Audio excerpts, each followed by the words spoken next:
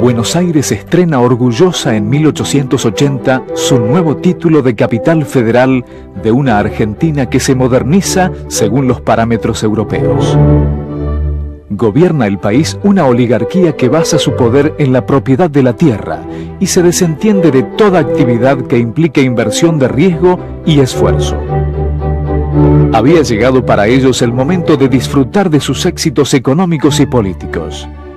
Quieren que Buenos Aires sea la París del Plata y no escatiman en gastos si se trata de ostentar. Construyen monumentales mansiones que compiten en lujo con los palacios europeos. Buenos Aires parece la capital de un imaginario imperio rico. En pocos años, durante las presidencias de Mitre, Sarmiento y Avellaneda, la élite dirigente vence las últimas resistencias del interior, como la del Chacho Peñalosa, Felipe Varela y López Jordán. Pacta con las oligarquías provinciales, consolidando la centralización del poder político y económico, extendiendo el control del Estado sobre todo el territorio nacional.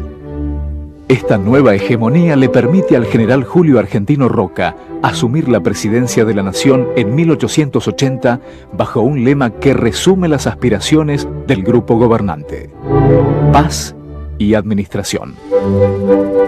Fusiles y empréstitos, según el irónico comentario de Sarmiento. El nuevo presidente había nacido en Tucumán hacía 37 años. Roca perteneció desde luego a ese grupo, fue el hombre que lo dirigió políticamente y esta responsabilidad le vino después de una carrera larga, a pesar de su juventud, siempre al servicio del Estado Nacional, donde puso de manifiesto su inteligencia, su astucia, su pensamiento militar consistente en no deshacer adversarios si se lo podía derrotar, pensamiento que estuvo presente en los momentos más importantes de su vida militar, y al mismo tiempo un habilísimo político que sabía cuándo hablar y cuándo callarse. Roca había ganado un importante prestigio entre la élite dirigente y los inversores extranjeros por haber comandado exitosamente un año antes la conquista del desierto. El propio Roca había definido con sus palabras la relación de fuerzas.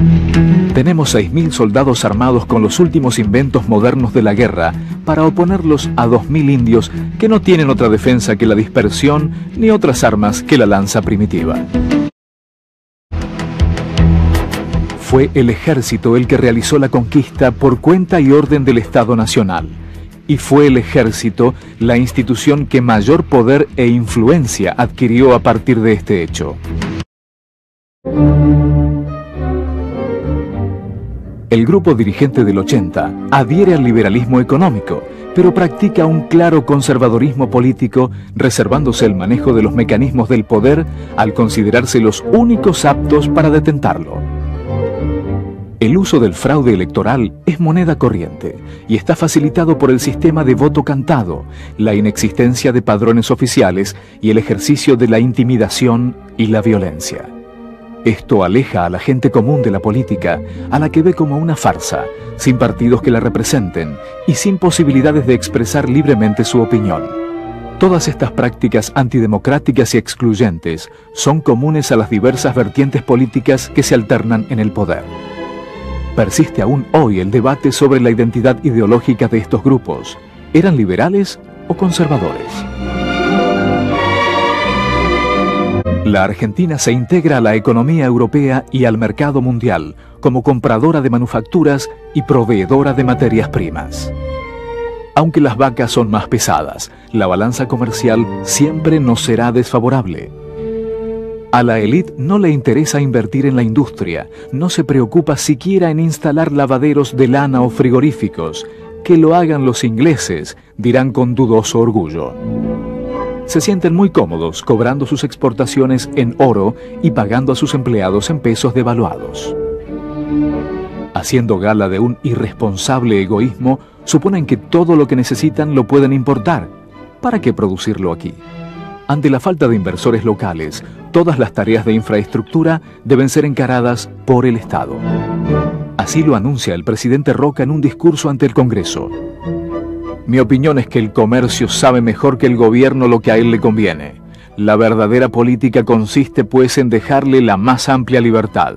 El Estado debe limitarse a establecer las vías de comunicación y a levantar bien alto el crédito público en el exterior. A pesar de su declamada actitud liberal, Roca y su gente no ven al Estado como un simple árbitro o guardián del orden público. Le asignan un papel central en la formación de empresas privadas nacionales y en la instalación de compañías extranjeras. Tenían una idea muy acendrada sobre la necesidad de abrir las fronteras del país. Abrir las fronteras para que vinieran los inmigrantes, los capitales, las mercaderías, las ideas, las modas, todo lo que pudiera venir de afuera y que pudiera ser tomado y asimilado por la Argentina de modo positivo. Aumentan notablemente las inversiones británicas en ferrocarriles, frigoríficos, bancos y tierras. Consecuentemente, a 4 años de asumir Roca, la Argentina destina casi la mitad de sus ingresos al pago de las deudas contraídas con los bancos extranjeros. En poco tiempo, una verdadera telaraña de vías cubre la pampa húmeda, llevando los productos agropecuarios a los puertos. El 75% de la red ferroviaria está en manos británicas. Unos pocos kilómetros a cargo de empresas francesas y el resto, los ramales que daban pérdidas, en manos del Estado. Ese mismo Estado les garantiza a las compañías extranjeras un 7% anual de ganancias sobre el capital invertido y les regala miles de hectáreas a cada lado de las vías.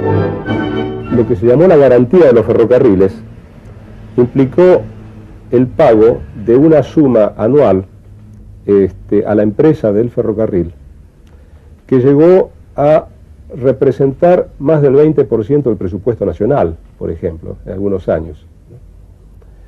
Es decir, en la medida que el volumen de tráfico de ferrocarril no llegaba a cubrir la ganancia mínima que era garantizada a la empresa, el Estado Nacional tenía que hacerse cargo del pago de la diferencia. La escasa población argentina no alcanza para poner en marcha los planes del gobierno. Los teóricos liberales soñaban con la llegada de anglosajones que impulsaran el desarrollo industrial del país. Los prácticos del 80 quieren mano de obra al menor costo posible. Bueno, después de las guerras intestinas argentinas, de la capital contra el interior, de federales unitarios y de la matanza de indios del sur, la denominada campaña del desierto, el país queda vacío. Y ese gobierno liberal, o esa tendencia liberal triunfante en la Argentina, tomó el eslogan de Alberdi: gobernar es poblar.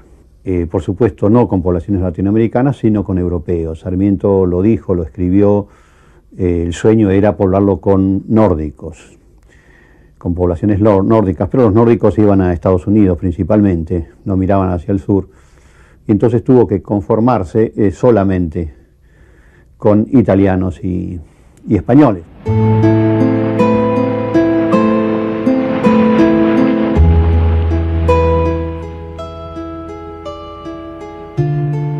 Así van llegando, cargados de hijos e ilusiones, sin dinero, expulsados de sus tierras por los gobiernos y el hambre, los inmigrantes. Los niños traen en sus retinas las dramáticas imágenes de persecuciones y fusilamientos que creían dejar atrás para siempre. Se abren oficinas de propaganda en toda Europa. El gobierno argentino garantiza tierras, trabajo, vivienda, felicidad, paz, libertad y un pasaje gratis en tercera clase. A poco de llegar, se enteran de la triste realidad. Las tierras ya han sido repartidas entre los dueños del poder. El trabajo escasea. La vivienda es el hotel de inmigrantes, un lugar donde la intimidad no existe y las ilusiones quedan incrustadas contra sus sucias paredes. Pueden permanecer en el hotel una semana. Después, deberán procurarse dónde vivir. La mayoría termina viviendo en los conventillos, viejas casonas que la gente bien había abandonado para trasladarse a Barrio Norte y Recoleta en 1871 durante la epidemia de fiebre amarilla. Las casas fueron transformadas en verdaderos palomares, con habitaciones sin ventanas, con un solo baño para cientos de personas. Gélidos en invierno, tórridos en verano, siempre insalubres, los conventillos son la única posibilidad de vivienda para los recién llegados. Los gringos van quedándose en Buenos Aires a trabajar en lo que puedan. Venta ambulante, servicio doméstico, changas. Muy pocos cuentan con un capital mínimo como para trasladarse al interior y probar suerte.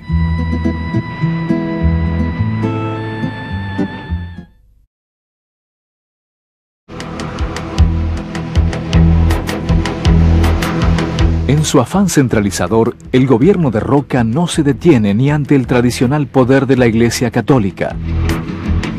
Comienza por crear un registro civil que se encargará de llevar la documentación sobre nacimientos y defunciones. Hasta entonces, todas estas funciones que reportan un doble beneficio: poder político al confeccionar los únicos padrones electorales existentes y poder económico por la recaudación obtenida a través de estos servicios, estaban en manos de la Iglesia. El segundo gran tema que disputa con la Iglesia es la Ley de Educación. Por iniciativa de Sarmiento en su función de director general del Consejo Nacional de Educación, el gobierno de Roca sanciona en 1884 la Ley 1420, que establece la enseñanza primaria gratuita, obligatoria y laica para todos los habitantes del país. Se multiplican entonces las escuelas estatales, ocupando en la mayoría de los casos el lugar de los colegios parroquiales y de órdenes religiosas.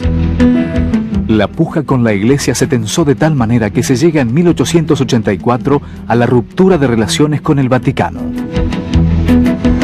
Para las elecciones de 1886, el general Julio Argentino Roca logra imponer la candidatura de su cuñado, Miguel Juárez Celman, exgobernador de Córdoba, quien, elecciones fraudulentas mediante, asume la presidencia de la nación. Celman declara: "No creo en el sufragio universal. Consultar al pueblo siempre es errar, pues éste únicamente tiene opiniones turbias". El nuevo presidente asume también la conducción del Partido Autonomista Nacional, PAN, transformándose así en el jefe único. A este régimen se lo conoce como el Unicato. A través de él, Juárez Celman y sus socios controlan todos los resortes del poder. De esta forma, los negocios públicos y los privados se complementan. Ricos empresarios incursionan en la política, funcionarios y políticos lo hacen en los negocios.